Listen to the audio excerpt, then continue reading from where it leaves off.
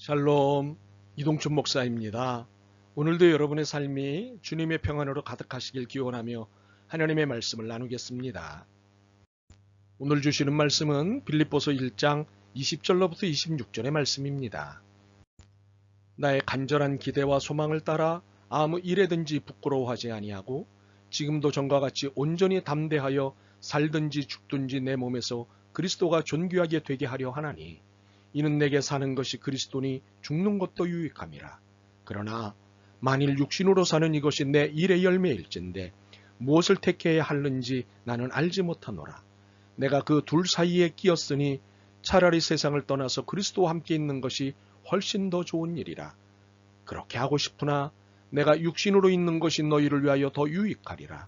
내가 살 것과 너희 믿음의 진보와 기쁨을 위하여 너희 무리와 함께 거할 이것을 확실히 아노니 내가 다시 너희와 같이 있으므로 그리스도 예수 안에서 너희 자랑이 나로 말미암아 풍성하게 하려 함이라. 아멘. 빌립보서 1장 20절로부터 26절 말씀을 본문으로 선택과 신앙이라는 제목으로 말씀을 나누도록 하겠습니다. 직장인들 중엔 도시락을 갖고 다니는 분들이 있습니다. 이유는 여러 가지인데 그중 하나가 메뉴 고르기가 귀찮아서입니다. 구내식당이 없는 경우 이런 고민은 직장인들의 큰 고민 중 하나입니다. 또한 입시철이 되면 여기저기서 학교 선택, 전공 선택 때문에 고민하는 소리를 듣게 됩니다. 공부 잘한 학생도 공부 못한 학생도 모두가 선택에 대한 고민이 깊습니다. 그런데 인생에는 메뉴 선택, 학교 선택, 학과 선택만 있을까요? 그렇지 않습니다. 직장, 직업, 진로, 미래, 사랑, 결혼, 사람, 일 등등 인생인 선택입니다. 그것도 매우 구체적으로 순간순간 차례대로 선택을 해야 합니다. 아마도 인생이 피곤한 이유 중 하나가 선택에 쏟는 에너지가 크기 때문일 것입니다. 이렇게 볼 때 인생은 B와 D 사이에 있는 C입니다. birth, 출생과 death, 죽음 사이에 수많은 초이스 선택을 하며 살아가야 합니다. 참으로 우리는 날마다 선택의 순간을 삽니다. 또한 선택한 것들에 의해 살아갑니다. 그런데 기회라고 생각하고 좋은 선택이라고 판단해서 선택했는데 그것이 생각과는 다른 결과를 가져왔을 때 난감하거나 화가 납니다.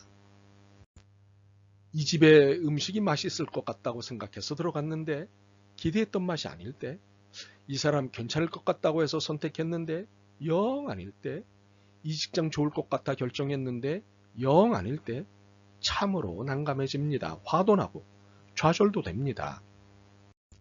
하지만 우리에게 가장 힘든 선택은 관계에서 일어납니다. 사랑할 것이냐 미워할 것이냐, 분노할 것이냐 용서할 것이냐, 시기할 것이냐 이해할 것이냐, 질투할 것이냐 관용할 것이냐, 현실을 택할 것이냐 이상을 택할 것이냐 등등 우리는 이 둘 사이에서 긴장하고 갈등, 컨플릭트합니다. 분명 선택은 찬스, 기회입니다. 내 인생을 바꿀 수 있는, 체인지 할 수 있는 기회가 되기도 하고 내 현재 위치를 바꿀 수 있는 기회가 될 수 있기 때문입니다. 그래서 이러한 챌린지, 즉 도전 앞에 긴장하고 갈등하게 되는 것은 사실입니다. 문제는 내 인생을 좋게 바꿔줄 수 있는 기회라는 도전 앞에 어떤 선택의 기준을 가져야 할 것이냐는 것입니다. 특히 신앙인인 우리에게 있어 선택의 기준은 무엇이어야 하느냐는 것입니다.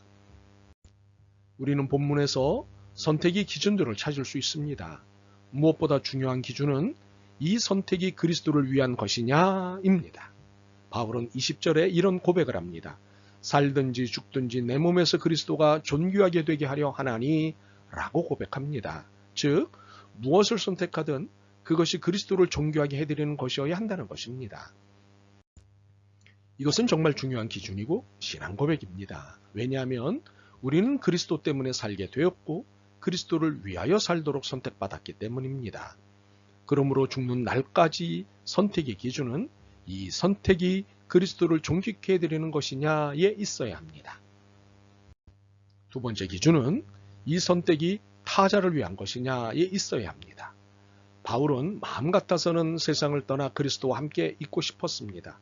사역이 너무 힘들었기 때문이거나 그가 어느 날 경험한 삼층천, 즉 천국의 경험이 그날 이후 천국을 더욱 소망하게 해서였는지도 모릅니다. 여하간 그는 세상을 떠나 그리스도와 함께 있고 싶었습니다. 그러나 바울은 결국 24절을 말합니다. 내가 육신으로 있는 것이 너희를 위하여 더 유익하기라. 이는 자신을 위해서는 천국 가는 일을 선택하고 싶지만 아직 바울이 해줘야 할 일이 남아있는 빌립보 교회 성도들을 위해서 이 땅에 더 사는 선택을 해야 한다는 말입니다. 그렇습니다. 우리의 선택이 나를 위한 것이 아닌 타자를 위한 것이어야 합니다. 이것은 최고의 사랑은 하나님 사랑 다음으로 이웃 사랑을 말씀하신 것으로 충분히 입증되는 바입니다. 그러므로 우리의 삶의 선택에 있어 타자는 너무도 중요한 기준입니다. 선택의 세 번째 기준은 이 선택이 생명과 믿음과 기쁨을 가져오는 것이냐를 충족시켜야 합니다. 만약 생명이 아닌 죽음, 믿음이 아닌 불신, 기쁨이 아닌 슬픔을 가져오는 선택이라면 이 선택은 잘못된 선택입니다. 바울은 25절에서 이를 밝히고 있습니다. 내가 살 것과 너희 믿음의 진보와 기쁨을 위하여 너희 무리와 함께 거할 이것을 확실히 아노니. 우리의 선택은 생명을 살리거나 얻는 데 있어야 합니다. 우리의 선택은 믿음을 진보시키거나 믿음을 생기게 하는 데 있어야 합니다. 우리의 선택은 기쁨을 배가시키거나 기쁨을 만들어내는 데 있어야 합니다. 이것이 아니라면 우리의 선택은 바른 선택이 아닙니다.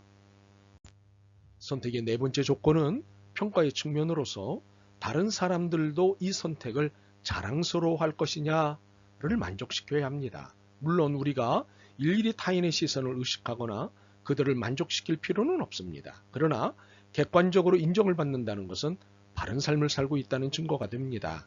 타인의 인정을 받는 삶은 바른 선택의 결과일 수 있습니다.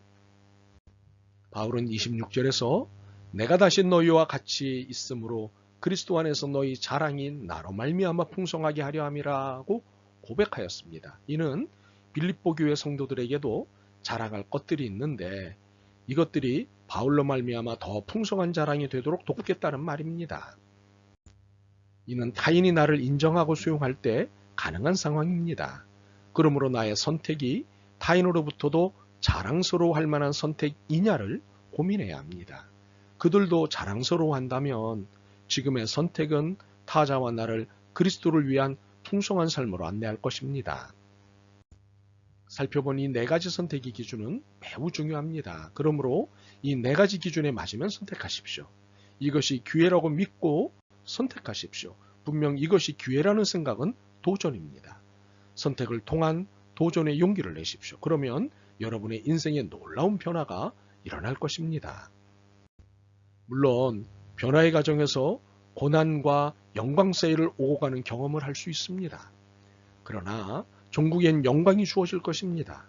그러므로 네 가지 선택의 기준, 첫 번째, 이 선택이 그리스도를 위한 것이냐? 두 번째, 이 선택이 타자를 위한 것이냐? 세 번째, 이 선택이 생명과 믿음과 기쁨을 가져오는 것이냐? 네 번째, 다른 사람들도 이 선택을 자랑스러워할 것이냐에 맞춰 사는 삶을 두려워하거나 갈등하지 마십시오. 오늘도 중요한 선택을 해야 하지요. 오늘부터 이 네 가지 선택 기준에 맞춰 사는 삶을 즐기시고 이것을 자랑으로 여기시는 여러분들이 되시길 소원합니다. 아멘. 주님, 말씀을 통해 신앙인으로서의 선택 기준에 대해 듣고 깨달았습니다. 무엇보다도 주님께서 기뻐하실 선택인지를 고민하기로 했습니다.